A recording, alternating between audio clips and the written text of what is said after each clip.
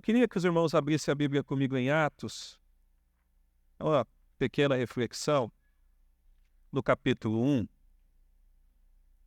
porque o livro de Atos, também conhecido como Atos do Espírito Santo, a gente pode ver o cumprimento da promessa do Espírito Santo, a gente pode contemplar aqui na leitura as suas operações maravilhosas, a expansão do cristianismo, o crescimento da igreja, e aproximadamente 30 anos de acontecimentos são contados no livro de Atos. E esse livro foi escrito pelo médico Lucas, e o versículo 1 diz assim, do capítulo capítulo 1, do 1 ao 4, diz assim: escrevi o primeiro livro, ó Teófilo, relatando todas as coisas que Jesus começou a fazer e a ensinar, até o dia em que, depois de haver dado mandamentos por intermédio do Espírito Santo aos apóstolos que escolhera, foi levado às alturas. A estes também, depois de ter padecido, se apresentou vivo, com muitas provas incontestáveis, aparecendo-lhes durante 40 dias e falando das coisas concernentes ao reino de Deus. E comendo com eles, determinou-lhes que não se ausentasse de Jerusalém, mas que esperasse a promessa do Pai, ao qual disse ele: de mim ouvistes. Fecha os olhos mais uma vez, por gentileza. Pai, nós te damos graças mais uma vez nessa noite de ações de graças a Ti, ó Pai. De louvor ao Teu nome por tudo aquilo que o Senhor tem feito, ó Pai. Nós te bendizemos, nós enaltecemos o Seu nome, nós te exaltamos e te glorificamos, ó Pai. Em nome de Jesus. Amém. Bom, irmãos, quando eu leio o livro de Atos, eu vejo a promessa do Espírito Santo e eu vejo tudo aquilo que está relatado aqui nas Escrituras, eu consigo perceber o cuidado do Senhor e o seu fortalecimento em nossas fraquezas. Porque nós, como homens, somos pessoas limitadas. Como homens, a nossa ação é limitada, a nossa vida é limitada pela própria humanidade que está sobre nós e também pela natureza que nós herdamos, essa natureza adâmica que muitas vezes é inclinada pelo pecado.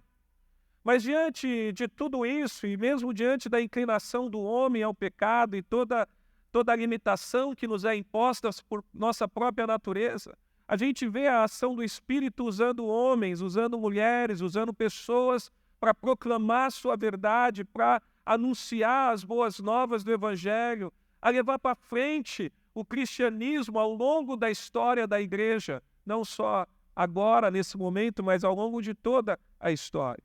E aqui a gente vê um período em que Cristo veio a esse mundo e Cristo morreu e ressuscitou, e ele a sua ascensão vai ser vista aos olhos. E esses discípulos, os primeiros discípulos, os 12 ali que o Senhor chamou para treinar e os enviar, com exceção de Judas, que foi o traidor, todos eles, e Judas também, foram testemunhas oculares. Judas só não viu o Senhor ser levado aos céus, mas todos foram testemunhas oculares. E daqueles que estavam ali vivos, viram Cristo se apresentando vivo, entregando mandamentos, dando orientações, dando direções. Mas também tiveram o privilégio e a oportunidade de andar com Cristo, de comer com Cristo, de falar a Ele, de beber. E também de ver, como Tomé viu, as marcas da crucificação após Cristo ter ressuscitado. Cristo, durante 40 dias, ele aparece aos discípulos depois de ter morrido. E ali, ele fala do reino de Deus. Nas Escrituras, nós também percebemos e vemos que o reino do Senhor havia sido inaugurado na terra com a vinda dele. E permaneceu Cristo aparecendo para os discípulos, Cristo fortalecendo-os, que com sua morte eles haviam sido dispersos e temeram pela vida. E não é à toa, irmãos, a gente teme muitas vezes por nossas vidas, a gente teme muitas vezes do que será. Tudo aquilo que foge do nosso controle causa em nós agitação e ansiedade. Tudo aquilo que vai além daquilo que a gente pode controlar impõe sobre nós um certo temor. Quando a gente fica doente, quem já teve alteração de pressão alta, né, fica assustado, fica agitado, quando o coração bate um pouco mais forte do que o normal, quando a gente tem as emoções mexidas, tudo isso quando foge, nos deixa assustados. Agora imagina vocês, eles estavam andando com Cristo, com o Salvador, eles viram esse Cristo ressuscitar vidas, operar curas, eles viram em Cristo a confirmação da mensagem por meio do poder que estava sobre Cristo. Eles tiveram o privilégio de ver o Senhor andando sobre as águas, multiplicando os pães no deserto, os 5 pães e os 2 peixinhos. Eles viram que verdadeiramente o Senhor era o Filho de Deus, mas de repente falece, é morto, crucificado na cruz, o seu rei, o seu Salvador, e eles então são dispersos. Mas Cristo ressurge, ele ressuscita, e ele aparece aos discípulos e ele fortalece esses que outrora estavam dispersados, estavam temendo pela vida, mas que agora estavam prontos para enfrentarem qualquer coisa para anunciar as boas novas de Cristo. E é para isso que o Senhor nos chama. O Senhor nos chama para proclamar a verdade do Evangelho. O Senhor nos chama não para fazer a nossa vontade, mas a vontade daquele que nos chamou. A Bíblia diz que Ele nos amou primeiro, e por isso nós o amamos. E porque Ele nos amou primeiro e nos vocacionou à boa obra de Cristo, é que nós precisamos responder ao chamado dEle com pressa e com senso de urgência, porque o mundo carece da glória de Deus. Porque o mundo está perdido. Porque a sociedade está perdida. Porque eles não têm nada que possa satisfazê-lo de fato, e por isso correm atrás do vento em todo o tempo. Mas a nós, o Senhor tem se revelado de maneira especial.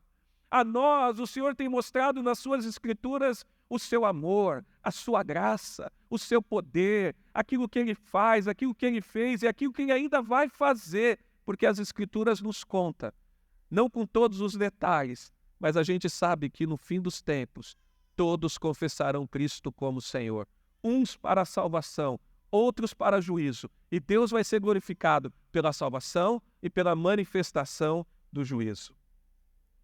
Então Cristo, Ele conhece as nossas limitações. Ele conhecia as limitações dos discípulos e sabia da importância deles em permanecer firmes pela causa de Cristo, permanecerem firmes para proclamar mediante uma perseguição que viria sobre eles, porque de certa forma eles se acomodaram na cidade de Jerusalém. Então Deus permite que a perseguição venha, para que eles sejam espalhados e anunciem as boas novas em todos os lugares, porque isso é inerente a nós. Nós somos pessoas que buscamos zonas de conforto para se acomodar e permanecer. Mas fazer a obra do Senhor exige de nós que a gente saia da zona de conforto, que a gente deixe aquilo que está bom para fazer aquilo que o Senhor quer. Humanamente falando, irmãos, eu ficaria aqui. Eu estou bem aqui. Bauru é uma cidade onde eu tive muitas alegrias. Bauru é uma cidade que eu tenho muitos amigos. Bauru é uma cidade que eu tenho minha filha, que vai ter o meu neto agora em julho. Né? Tem uma cidade maravilhosa, uma igreja maravilhosa. Vocês são maravilhosos. Eu brinco com o Júnior que os nossos problemas são tão pequenos que a gente ri às vezes. Não são, já enfrentei muitos problemas na igreja, mas ultimamente, para a glória de Deus, nossos problemas são coisas pequenas, pecuinhas, alguma coisinha aqui ou acolá. De resto, a igreja está saudável, a igreja está bem. Eu falei no domingo passado, nós nunca vivemos o que a gente tem vivido, né? Nos últimos 7 meses fizemos 3 batismos, 2 só nesse último mês, para a glória de Deus. A igreja está vivendo um momento feliz. Eu também sou feliz ali no seminário, nós temos vivido um bom momento ali, o seminário tem crescido. Mas quando eu estive em Curitiba e quando eu conheci o executivo ali, e ele me indicou a 3 igrejas, eu comecei a orar e eu falei para a Juliana, falei, amor, e aí, né? Ela falou, amor, onde você for, eu vou estar feliz contigo. Então, Deus é bom, que nem toda esposa faz isso, né? Mas a minha esposa, graças a Deus, eu louvo a Deus pela vida dela. Conversei com o Júnior, falei, Júnior, está acontecendo isso, o que você acha? Ele falou, vou te dar 2 palavras, uma como amigo e outra como um pastor do colegiado. Como amigo, eu estou feliz por você, porque eu sei que você sempre quis ir embora para Curitiba, sempre falou isso, porque eu sou paranaense, sempre quis pregar o evangelho no Paraná, eu falei isso para o William muitas vezes também, para o gordinho, para todo... não é mais gordinho, né? Agora emagreceu, agora para o fininho, né? E a gente sabe que Deus, é no tempo dele que as coisas acontecem. E então começamos a orar e Deus foi conduzindo as coisas. Bom, mas deixa eu voltar para a palavra aqui, né? Então o Senhor conhece as nossas limitações e Ele nos fortalece como discípulos. A Bíblia diz em Hebreus 4,15 que nós não temos um sumo sacerdote que não possa compadecer-se das nossas fraquezas. Antes ele foi tentado em todas as coisas a nossa semelhança, mas sem pecado. Por isso, ele orienta os discípulos naquele momento para que aguardassem o cumprimento da promessa do Pai, que seria a vinda do Espírito Santo, antes que eles se ausentassem de Jerusalém. Primeiro, porque Cristo tinha que ser rei sobre o Monte Santo. E aqui é um cumprimento de uma profecia que está em Salmo capítulo 2, versículo 6. Eu, porém, constituí o meu rei sobre o meu santo monte Sião. Também porque a obra do Senhor precisaria começar de Jerusalém, que seria a igreja-mãe.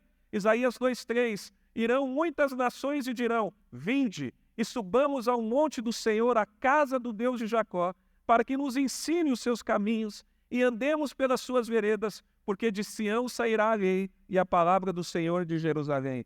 Então Cristo seria honrado ali, aonde ele tinha sido envergonhado, perseguido, maltratado, morto, mas ressuscitado ao 3º dia. E aí do versículo 6 ao 11 diz assim, então os que estavam reunidos lhe perguntaram, Senhor, será este o tempo em que restaures o reino de Israel? Respondeu-lhes, não vos compete conhecer os tempos ou épocas que o Pai reservou pela sua exclusiva autoridade, mas recebereis poder ao descer sobre vós o Espírito Santo. E sereis minhas testemunhas tanto em Jerusalém como em Judeia e Samaria e até os confins da terra. Dito estas palavras, foi Jesus elevado às alturas à vista deles. E uma nuvem o encobriu dos seus olhos. E estando eles com os olhos fitos no céu, enquanto Jesus subia, eis que 2 varões vestidos de branco se puseram ao lado dele e lhe disseram, varões galileus, por que estáis olhando para as alturas? Esse Jesus que dentre vós foi assunto ao céu, virá do modo como viste subir. Então eles iam permanecer ali para aguardar a capacitação e o poder de Deus. Naquele momento, os discípulos estavam aguardando um reino terreno. Eles estavam aguardando que o Senhor restaurasse, tirasse Israel debaixo de Roma. Mas o reino de Cristo não era desse mundo. Era um reino espiritual e estabelecido no coração de todo aquele que confessa Cristo como Senhor e Salvador. Então, todos aqueles que confessam o Senhor, Cristo passa a reinar em seu coração. Talvez aqueles homens tivessem imaginado que Deus restauraria os anos de ouro de Israel, mas Cristo não veio estabelecer um reino terrestre. O engano que seria desfeito no derramamento do Espírito. Esse engano seria esclarecido no coração deles. E os discípulos entenderiam que o estabelecimento do reino do Evangelho seria em todo o mundo um estabelecimento primeiramente espiritual. Porque os discípulos seriam batizados com o Espírito Santo, conforme João Batista havia falado. Isaías 44, 26 diz assim, que confirmo a palavra do meu servo e cumpro o conselho dos meus mensageiros, que digo de Jerusalém, ela será habitada, e das cidades de Judá, elas serão edificadas, e quanto às suas ruínas, eu as levantarei. O Espírito seria derramado sobre aquelas pessoas que proclamariam, que seriam revestidos para um trabalho nobre e glorioso. Não tem um trabalho mais nobre do que anunciar as boas novas do Evangelho. Irmãos, não tem nada mais nobre do que pregar a palavra de Deus. Eu me sinto privilegiado em poder servir ao Senhor, de poder pregar essa palavra, de poder trabalhar na obra dele todos os dias e já há algum tempo. Eu me sinto privilegiado porque é um trabalho nobre, mas que homem nenhum pode fazer pelas suas próprias forças. Não é algo que nós podemos fazer nos nossos próprios talentos e méritos, mas a gente faz isso sob o revestimento e a iluminação e direção do Espírito Santo. Por isso Jesus fala para eles, olha, esperem. Por isso que a gente tem que entender, por essa razão, não era para eles se preocuparem com o tempo, não era para eles se preocuparem com nada, mas eram para eles esperarem que o Espírito viesse para que eles fossem testemunhas. Não só ali em Jerusalém, mas Judeia, Samaria e os confins da terra. E assim acontece. Naquele tempo eles achavam que os confins da terra era Roma, né, que era o centro da civilização da época. Exatamente onde termina o livro de Atos e mostrando que o Evangelho chegou ali, que é uma representação, mas que eles aguardassem para que eles pudessem receber poder para realizar um trabalho que eles teriam pela frente. Então, para que a gente possa exercer o ministério e o chamado de Deus, a gente precisa desse poder. Precisa da oração da igreja, precisa que o Espírito conduza, para que a gente também tenha coragem e ousadia, para que não haja em nós, no nosso coração, a covardia, mas que, assim como os discípulos foram capacitados para enfrentar dificuldades em promover o reino de Deus, assim também nós precisamos sermos capacitados para proclamar essa verdade e enfrentar os dilemas que são postos diante de nós, para que a gente não olhe os problemas, mas que a gente olhe o Evangelho sendo anunciado. Muitas vezes a gente quer passar o carro na frente dos bois, até com boa intenção. Um dia, tomando um café com o Fernando, essa eu não te contei, Júnior. A gente tomando um café, e ele falou, vamos abrir uma igreja em Curitiba? Falei, vamos. Falei, não, vou arrumar uma casa para você lá. Vamos ligar para algumas pessoas, eu conheço alguns amigos, você vai, a gente organiza. Chegamos a conversar sobre isso, falei com a Juliana, ele falou com a Carla, a gente falou sobre... Mas não era o tempo. A gente não conhece o tempo de Deus para as coisas. É bom, Fernando? A gente não conhece. Então, às vezes, a gente quer passar o carro na frente dos bois. Às vezes, eu me sentia tentado falar com o Igor, me indica lá. Conhece bastante gente. Ele falava, a hora que você quiser ir para o Paraná, pode falar comigo. Me sentia tentado, às vezes, para falar, compartilhar. Mas não era o tempo de Deus. Não era esse momento. Embora existia boa intenção, mas o momento naquela época era de estar em Bauru, era de enfrentar os dilemas que a Igreja Batista Aliança estava enfrentando e depois aqui como Igreja Batista Nova Aliança nós enfrentamos. Aquele momento de 2019 de luta, de dificuldade financeira da igreja, aquele momento que a igreja pagava meu salário com 2 meses de atraso, aquele momento de luta, conta de luz, conta de água atrasada. E eu, muitas vezes, falava, Deus vai dar vitória. Falava, amor, fica tranquilo. Falava para os tesoureiros, Wesley, que está aí, o Fabinho, falava, vai passar. Nós vamos sair dessa. Naqueles momentos que eu liguei para os pastores que eram meus amigos, falava, olha, o aluguel da igreja vence hoje. Me ajuda. E muitas vezes fui socorrido pelo Júnior, pelo Fernando, pelo Eco, por vários amigos. E a igreja foi, irmãos, crescendo, foi se recuperando. Em 2019, quando ela passou pelo concílio e depois foi recebida na Assembleia ali no Estoril, achei que tinha acabado o meu tempo ali. Compartilhei, falei, agora acabou, agora a missão está cumprida. A igreja não é mais congregação do Bela Vista, a igreja é uma igreja batista, a igreja é uma igreja, né? Mas ainda não era a hora.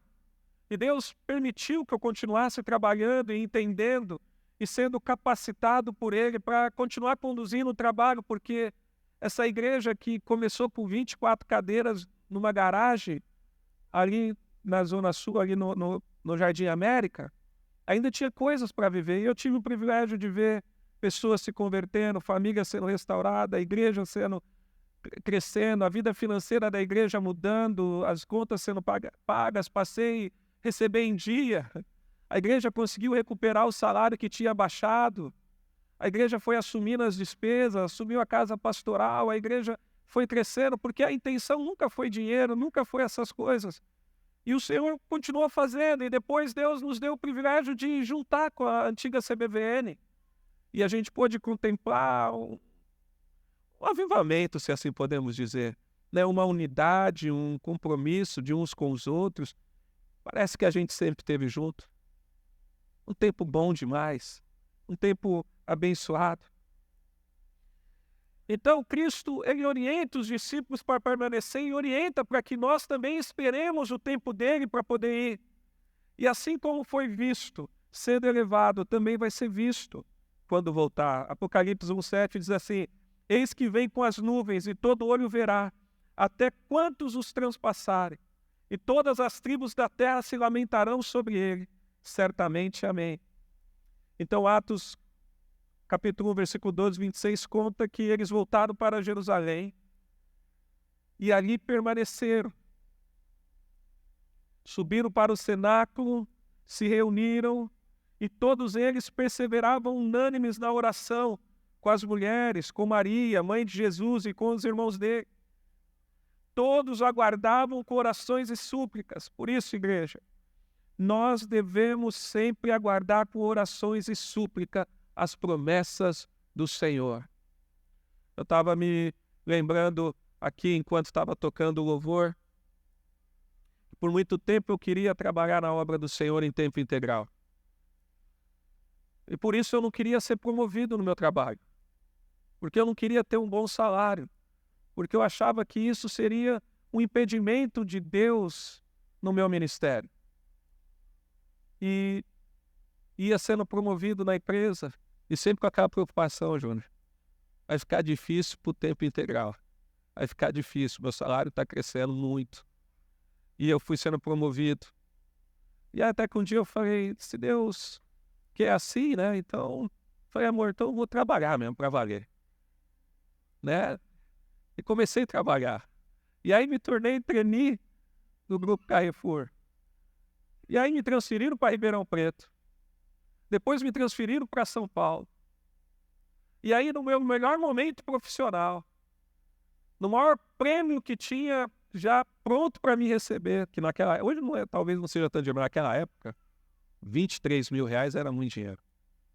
Era o prêmio que eu ia receber quando eu terminasse o treinamento do trainee, né, Ju?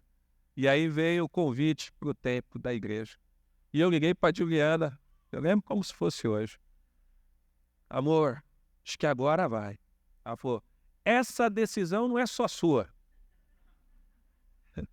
Todo mundo aqui está sofrendo para você conquistar as coisas aí.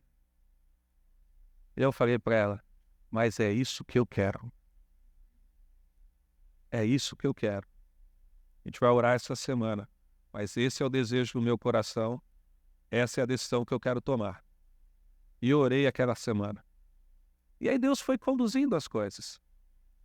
A gente trabalhou, a gente veio, a gente enfrentou.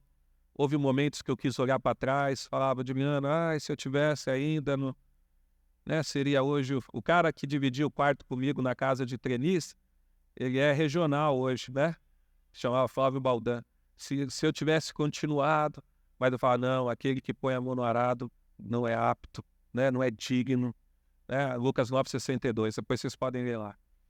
E continuamos esse trabalho, continuamos essa jornada, continuamos trabalhando, continuamos aprendendo.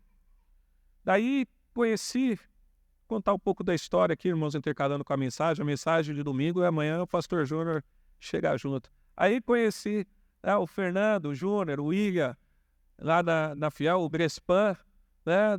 Fizemos uma boa amizade, aí me convidaram para fazer grego com o William. E eu ia na terça de manhã fazer aula, e eu pensava, não posso morrer agora.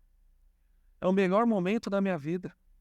Estou aprendendo grego, estou aprendendo a ler a Bíblia no original, estou conhecendo homens de Deus. tomava um café, não fazia lição, tomava bronca, esquecia a tabela. Tinha o Correia também que fazia com a gente ali, né? Então, todo aquele dia começamos a viver esse bom momento diante do Senhor. Comecei a ser influenciado por boa teologia, aprender a palavra do Senhor, entender os contextos. Claro que tem muito ainda para aprender. Por isso, igreja, nós sempre precisamos aguardar com orações e súplicas as promessas. Naquele momento, os apóstolos estavam numa situação de perigo. Eles estavam como ovelhas no meio de lobos, mas perseveravam com oração. Por isso que Tiago 5,13 também nos ensina: está alguém entre vós sofrendo, faça a oração. Está alguém alegre, cante louvores. Hoje nós estamos num misto de sentimentos de alegria e de pesar. Né? Alegria porque a gente está indo fazer a obra do Senhor.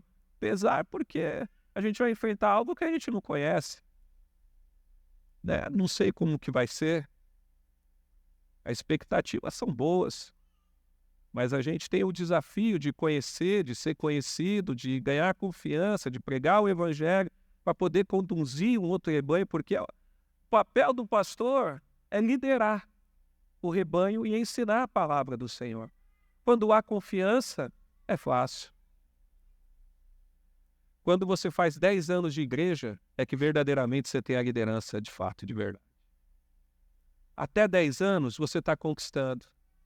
Sempre vai ter um desconfiado aqui ou acolá. Mas quando você faz 10 anos, a igreja confia mesmo. Você fala, não tem questionamento, é um ou outro. As pessoas entendem que você está ali para servir. E é assim que funciona. Agora, quando você chega numa igreja nova, que nem foi você que plantou, que tiveram outros pastores para trás, então é difícil, porque aí a gente tem que fazer e conquistar. Então não é fácil, então a gente tem que orar, a gente tem que se alegrar e a gente tem que esperar com oração, assim como a igreja que aqui fica já conhece o Jonas, já confia, e ele vai pastorear vocês com graça e com presença de Deus, porque ele é homem de Deus. E aí depois que desce o Espírito, então Pedro se levanta com autoridade para falar com os 120 que se encontravam ali. Irmãos, o Senhor nos chama na obra, não é para que a gente fique parado. O Senhor nos concede o privilégio, às vezes, de ficar alguns anos ou muitos anos numa igreja, mas o Senhor nos chama para ir também. Existem outros povos esperando a palavra de Deus. Existem outros povos que precisam ouvir o Evangelho. Aí você fala, Deus podia mandar outro? Podia, mas mandou nós. Foi assim que aconteceu. E foi para lá, porque foi o único lugar que Deus abriu meu coração. Eu tive a oportunidade de assumir outras igrejas aqui no estado de São Paulo, e inclusive um dia antes de eu responder que eu ia aceitar Curitiba, eu fui convidado para participar de uma sucessão de uma grande igreja em São Paulo. Mas o meu chamado não era para cá, era para lá. Por isso que eu vou com uma convicção de que eu estou fazendo a vontade de Deus. Porque Deus está no controle da sua igreja e nada acontece fora da vontade dele. Assim foi com os apóstolos no início da igreja, assim é conosco nos dias de hoje. Devemos confiar nas promessas, devemos permanecer firme naquilo que o Senhor falou a nós por meio da sua palavra, porque nós temos que sempre nos lembrarmos de que o Senhor está no controle de todas as coisas. Que o reino de Deus que foi inaugurado lá atrás, na vinda do Messias, hoje, 2023 anos depois, nós fazemos parte desse reino. E temos que entender que essa capacitação que Deus deu aos apóstolos, Deus também dá a nós, para que nós sejamos testemunhas e para que a gente seja cooperador com o avanço das boas novas de Cristo. Então, que diante do propósito de Deus para a minha vida, para a sua vida, para a nossa vida, a gente busque cumpri-la com temor, com tremor, com oração e com súplicas. Isso é o que eu tenho procurado fazer na minha vida. Nós não somos perfeitos, longe disso. Mas a gente tem procurado fazer aquilo que o Senhor tem proposto para nós. Por isso que eu quero terminar essa palavra falando isso. Não é que eu não ame vocês. Vocês sabem que eu amo. Cada um. Amo e amo muito. Não vou preocupado demais, porque quem está ficando aqui é temente a Deus. Vocês podem continuar tendo contato comigo. Pode mandar mensagem. A gente é um povo livre. Vocês podem falar comigo sempre, não para reclamar da igreja, nem para falar do Júnior. Isso não. Não ligue para mim por causa disso. Mas para pedir uma oração, para pedir alguma coisa, com toda certeza vocês podem. Por isso, irmãos, eu quero agradecer a Deus por esse tempo que eu estive aqui com vocês.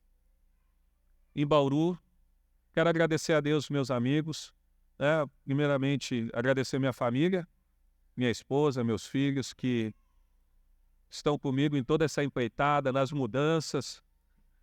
E na minha vida sempre foi tudo tão rápido, né? Quando Deus faz, Ele faz. Então, agradeço cada um, em especial minha esposa, que entende esse chamado, viu, amor? Eu reconheço diante de Deus, diante da igreja, né? O seu entendimento do chamado de Deus para a minha vida e disposta, né? Abrir mão de luxo, às vezes abrir mão de coisas que nós já conquistamos para poder ir para essa nova etapa. Porque, na verdade, amor, nosso descanso e a nossa alegria não deve estar nessas coisas presentes, mas nas coisas do Senhor. Mas você sabe que eu vou cuidar de você e dos nossos filhos, como sempre fiz. Daí, como fiz no dia que as vacas correram atrás da gente, que me lancei na frente, ali eu provei o amor. Quero agradecer ao pastor William também, pelo tempo de paciência comigo. Não me ensinou só grego, não, William? Mas quantas vezes liguei para você para pedir orientação, William, preciso falar em tal lugar, não sei como fazer. Você falou, faz assim, usa essa palavra. Me ensinou o grego, me ensinou a palavra. Cuidou de mim, me indicou no seminário, me contratou para trabalhar lá quando era diretor. Quero que você saiba que tudo isso está guardado no meu coração. Eu sou grato a você por isso, pela nossa amizade. Não vou falar todo mundo, só citar os que eu estou vendo. O Fernando, muitos cafés, muitos choros e muita oração. Quero te agradecer, Fer, por tudo também. Nós continuamos amigos. Nosso café agora é em Curitiba, nas suas férias. E você é um cara especial. Você, Correia, também sempre junto conosco. Agradecer o Júnior. Júnior, obrigado pela sua amizade, sua fidelidade, sua lealdade. A gente não põe a mão no fogo por ninguém, mas quero falar diante da igreja que por você eu ponho a mão no fogo. Você é um cara leal, íntegro, não é perfeito. Quando fecha a boquinha, eu já sei que vem bomba. Quem conhece ele sabe. É engraçado que eu e o Júnior aqui na igreja, a gente nunca teve nenhuma discussão. Porque a gente é bem diferente no temperamento. Quando eu fico ansioso e bravo, eu falo. Ele se aquieta. Então não tem problema. E quando ele fala, eu me calo. Então, você é mais que um amigo, é um irmão. Tamo junto, viu? Sob qualquer circunstância. Faço votos de um ministério profícuo aqui nessa igreja. Estou sempre pronto para ajudar. Amém? E a todos, irmãos. Pedi para o Wesley vir. O Wesley passou na polícia, está aí. Está morando em São Paulo. E todo mundo, todos vocês. O pastor Fernando, né? O Sabino, pastor aqui da igreja. O Orlando, que leva pimenta para mim de tempos em tempos. O Sabino, que está desde o início comigo, ralando. E o Fernando é um guerreiro, viu, Júnior? Porque o que eu já trabalhei nele, dei espaço. Aí ele ficava um pouco altivo, tirava o espaço. Aí dava o espaço de novo, ele começava, eu tirava o espaço de novo. Só homem de Deus para aguentar isso aí, irmãos. Um dia a Vanessa falou assim para mim, pastor, meu marido não tem mais nada para provar para o senhor. Eu falei, por quê, Vanessa? Falou, olha, entre a gente, sai gente, você tá lá. Ele tá ali tocando teclado, tocando violão, ele tá ali ajudando você. Eu falei, é verdade. Né? Cara leal, nunca me traiu, nunca agiu pelas costas. Deve ter falado mal alguma vez, porque isso é normal, né? Não tem santo, né? Porque liderar também não é fácil, mas tá junto. Teodoro e a Patrícia, bom, irmãos, todos vocês, viu? Faço votos que tudo fique bem com a igreja. Amém? Júnior, vamos orar?